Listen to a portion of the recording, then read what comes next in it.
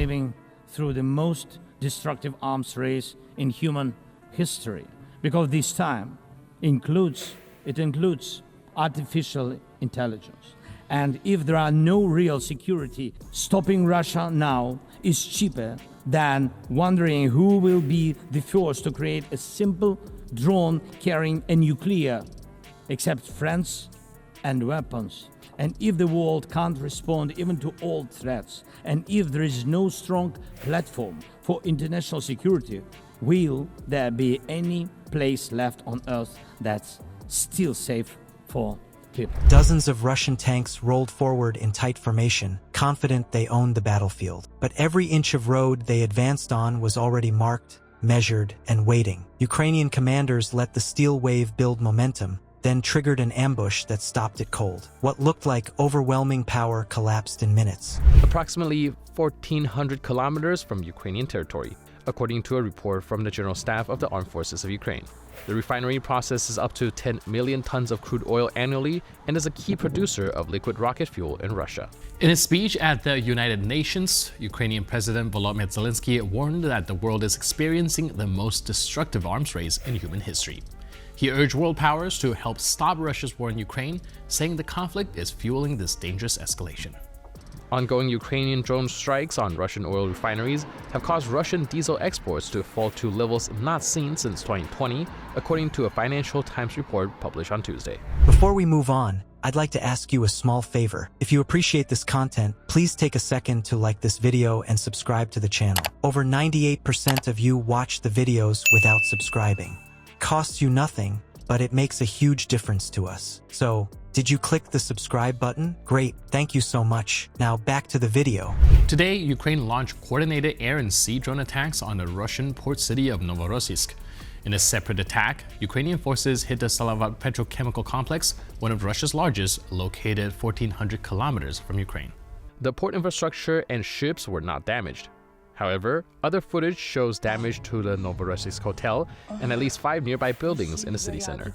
In a separate attack, Ukrainian forces struck the Gazprom Neftyahem Salavat oil refinery. Today, Ukraine carried out an air and seaborne drone attack on Novorossiysk. The attack at sea was visible to residents and captured on video, with the footage recently appearing on social media. According to reports from Russia's Rosmoport, this is the story of how patience, timing, and precision can erase an armored column, and why it matters for every modern army. Stay with me as we break down the move that turned heavy armor into easy targets. The Russian command believed Kubinka stood behind a wall of steel and radar. They treated it as an iron cage, where no drone could sneak through and no ambush could take form. But the shield was already cracking before the tanks even rolled out. Kubinka was no ordinary staging field. It was one of the last Western bases with its air defenses still active. S-400 radar towers swept the skies in wide arcs. Hardened bunkers sheltered anti-tank crews. Overhead, Ka-52 gunships were on call to patrol the low sky. On paper, it was the kind of zone where mass armor could form up with safety. To Russian planners, that meant confidence. The idea was simple: clear the air, push the armor forward, and press straight through. But hidden systems were already watching. At exactly 3:47, the Russian side surged into movement. The Ka-52s lifted, blades cutting hard through the air, their guided rockets slung under the wings. Radar screens extended their reach, stretching their cones of detection outward. Tank formations idled forward to assembly positions, waiting to form a column. Russia meant to stage nothing short of a steel charge. To soldiers on the ground, it may have looked like flawless coordination, but coordination meant predictability, and predictability meant exposure. From the shadows of the network, Ukrainian operators had already built a map of every likely route. They didn't wait until tanks were visible. Weeks of drone reconnaissance had logged corridors of movement, choke points, and blind spots. Their targeting data wasn't sitting on isolated machines. It was preloaded into networked relays, drone swarms waiting in depth for the signal to strike. That preparation meant when armor finally moved, the kill zones would already be lit. Russia saw a blank field. Ukraine saw coordinates glowing red. Low against the ground, Ukrainian UJ-22 drones began their approach.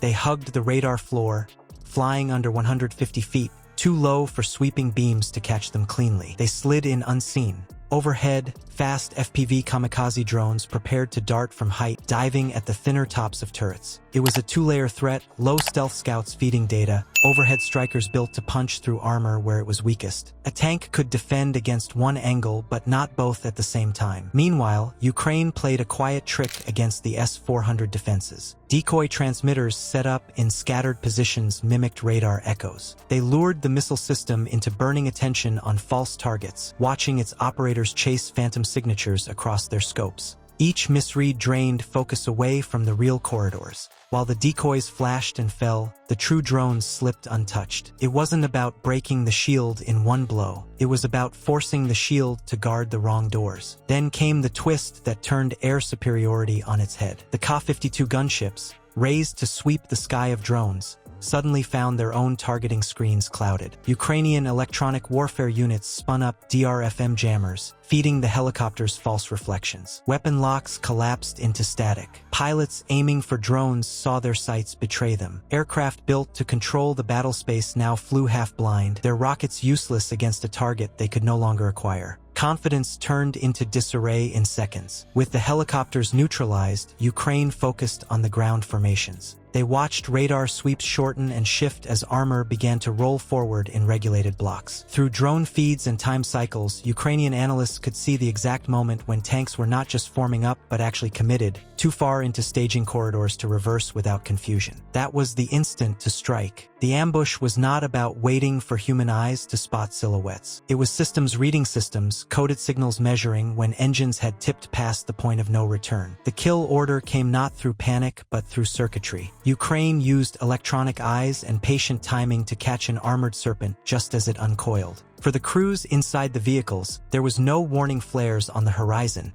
no sudden silhouettes breaking cover. Their first hint was the sound of drones in the air and the chain of explosions tearing through the line. They thought they advanced in safety. In reality, every tank was already an outline target on a digital grid. The strike at Kubinka was more than just tanks lost. It undercut Russia's belief in its own fortress system. Every move thought hidden inside radar walls echoed outward in ways Ukraine could read. The ambush showed not just how armor could be baited and struck, but how confidence itself could be broken, leaving defenders unsure which of their shields would hold the next time. Kubinka proved a simple truth. Modern battles no longer come down to which side fields the heavier tank or the bigger gun. What decided this clash was the quiet war of systems: radars, relays, decoys, and data networks. Firepower mattered, but the winner was the side that read patterns faster and hid signals better. If you want to see how militaries convert raw information into lethal ambushes, subscribe and join a community that studies modern conflict with clear eyes. Comment your choice below. What's the real weapon here, the missile that strikes, or the data that gives it direction?